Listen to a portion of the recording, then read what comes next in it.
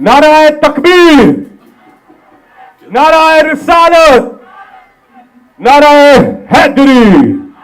पाकिस्तान का मतलब क्या? तेरा मेरा रिश्ता क्या? मोहम्मद रसूलुल्लाह सल्लल्लाहु अलैहि वसल्लम। इमरान खान साहब अभी आपसे खिताब करेंगे। और आज लेबर डे, जिस सिलसिले में कल मजदूरों के साथ इजहारे यकजहती पूरी दुनिया में यह दिन मनाया जाता है 1 मई को, कल लेबर डे के हवाले से इमरान खान ने एक रैली का इनेकाद किया है जिसे वो लीड करेंगे और आज उस हवाले से बात भी होगी। पहले हाथ खड़ा करके बताएं जो लेबर विंग के हमारे यहां लोग तशरीफ लाए हैं, आप जरा हाथ खड़ा कीजिएगा। बड़ी तादाद में यहां पे लेबर विंग के नुमाइंदे यहां पे मौजूद हैं और अब मैं आप सबकी पुरजोर तालियों में हाथ उठाकर तालियों की गूंज में इस्तकबाल कीजिएगा। शुक्रिया फैसल। बिस्मिल्लाहिर्रहमानिर्रहीम। इय्याका नअबुदु व इय्याका नस्तईन। आज लेबर डे, मजदूरों का दिन, लेकिन इसका मतलब क्या है? यानी हम जब कहते हैं कि मजदूरों का दिन है तो इसका मतलब क्या है? इसका मतलब मेरे पाकिस्तानियों, इसका मतलब ये है कि ये मजदूर जो हैं ये सबसे मेहनत कश लोग होते हैं। यानी वो मेहनत करते हैं ये, और सारा दिन इनकी मेहनत सिर्फ अपने बीवी बच्चे पालने के लिए होता है। ये वो लोग हैं जिनके ऊपर मुल्क चलते हैं क्योंकि इनकी मजदूरी के ऊपर, और ये मुश्किल काम करते हैं। हम तो जो ऑफिस के अंदर बैठ के काम करते हैं, एयर कंडीशन है, ये गर्मी के अंदर चाहे वो सड़कों पे काम कर रहे हैं, ये फैक्ट्रियों में काम कर रहे हैं। तो ये इसलिए हम दिन बनाते हैं कि हम सारी कौम ये बताए इनको कि हमें एहसास है, हमने अपने मेहनत कश लोगों का एहसास है। हम इसलिए जिस तरह हम मदर्स डे बनाते हैं, ये हालांकि बाहर ज़्यादा होता है क्योंकि वो तो माँ का इतना रुतबा नहीं है, लेकिन मुसलमानों के लिए तो माँ का बहुत रुतबा है। तो हम इसलिए बनाते हैं कि माँ कितनी कुर्बानियाँ देती है अपने बच्चों के लिए। यानी वो पढ़ाती है बच्चों को, वो उनकी बीमार होते हैं तो तब उनकी ख्याल करती है, उनको सुबह तैयार करती है, स्कूल में भेजती है, यानी क्या नहीं करती माँ। तो इसलिए हम एक ऐसा दिन चाहते हैं कि हम सारे अपनी माँ को अप्रिशिएट करें कि माँओं ने कितनी कुर्बानियाँ देती है हमारी तरह।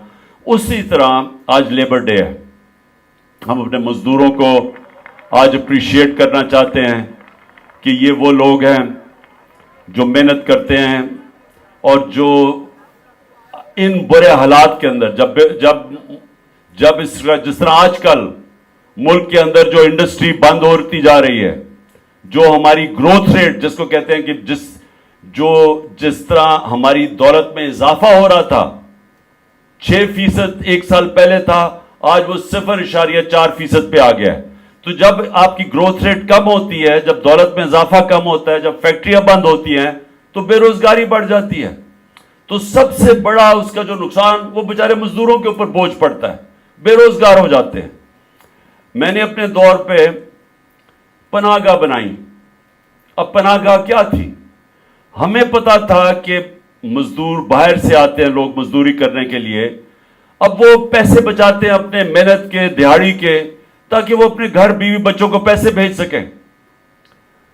लेकिन अब अगर उनका खाना पे भी पैसा खर्च हो रहा है, किराए पे भी पैसा खर्च हो रहा है, किसी जगह ठहरने पे, तो उनके लिए पैसे कम बचते थे अपनी बीवी बच्चों को भेजने के लिए। तो हमने पनाहगाह बनाई, और पनाहगाह वो थी जिधर वो जाके सो भी सकते थे, बिस्तरा था, खाना मिलता था, नहा धो सकते थे वहां।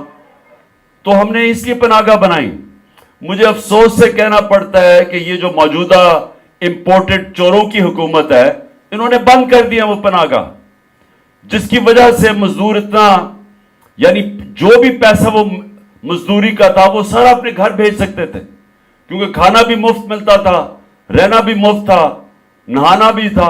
तो इसलिए मैं सिर्फ बताना चाहता हूं कि ये वो लोग हैं जो ऊपर बैठे हुए हैं जिन्होंने हेल्थ कार्ड बंद कर दिया है।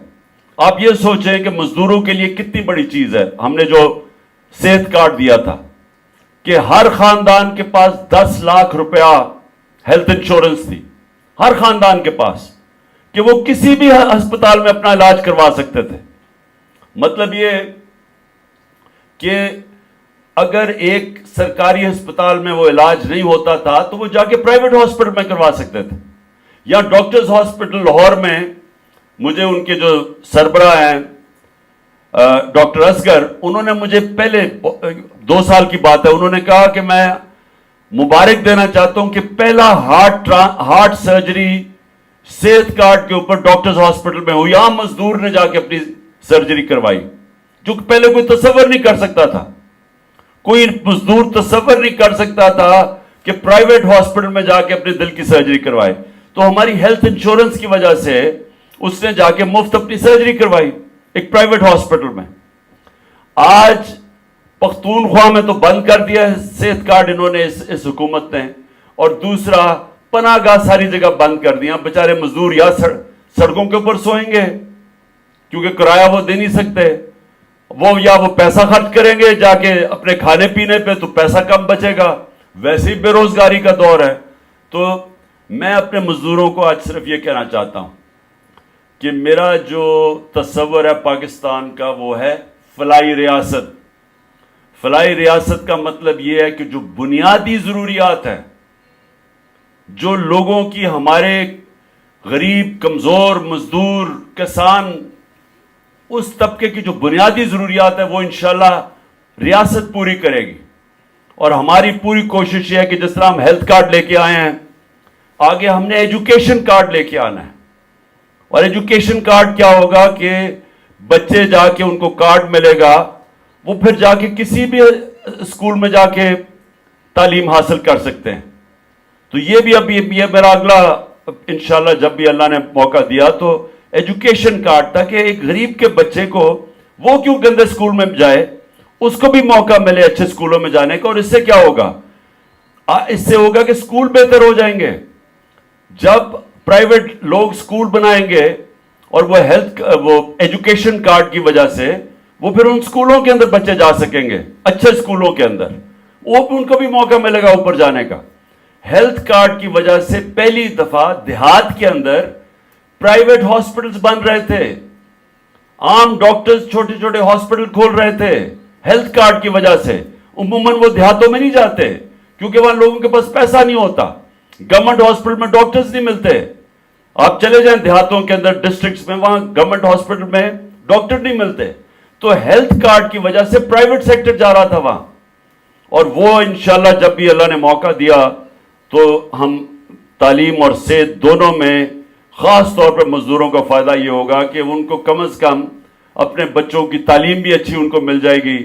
ان کو فکر نہیں ہوگی کہ اگر پیسہ نہیں ہوگا تو ان کو اچھی تعلیم نہیں مل سکتی، اور پھر ان کو کوئی فکر نہیں ہوگا کہ اگر کوئی گھر میں بیماری ہوتی ہے تو حکومت انشورنس دے گی تاکہ وہ کہیں بھی اپنا علاج کروا سکیں۔ اب کل انشاءاللہ میں خود لاہور کی ریلی لبرٹی مارکیٹ سے انشاءاللہ 1 بجے ہم وہاں جمع ہوں گے، اور ادھر سے پیدل ریلی ہماری جائے گی ناصر باغ۔ میں اپنے سارے مزدوروں کو دعوت دیتا ہوں کہ اس میں ضرور شرکت کریں، کل چھٹی کا دن ہے۔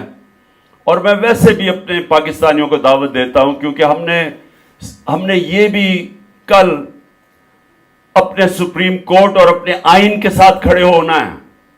یہ جو کوششیں ہو رہی ہیں ہمارے آئین کو تباہ کرنے کے لیے، یہ جو الیکشن سے بھاگ رہے ہیں، یہ وہ لوگ ہیں جو قبضہ کر کے بیٹھے ہوئے ملک پہ اور ڈرے ہوئے ہیں الیکشن سے۔ ان کو یہ بتانا چاہتے ہیں کہ قوم اس وقت جو آئین کے مطابق الیکشن ہونے چاہیے، جو سپریم کورٹ نے فیصلہ کیا، ساری قوم سپریم کورٹ اور آئین کے ساتھ کھڑی ہے۔ اور آپ نے سب نے آنا ہے میرے ساتھ، میں لیڈ کروں گا لاہور سے ریلی۔ انشاءاللہ ہم لبرٹی سے اپنی ریلی شروع کریں گے، اور دوسری طرف پنڈی سے ہماری ریلی شروع ہوگی، وہ شاہ محمود لیڈ کریں گے، اور اسد عمر، اور وہ جائیں گے اسلام آباد تک، وہ بھی پیدل ریلی ہوگی۔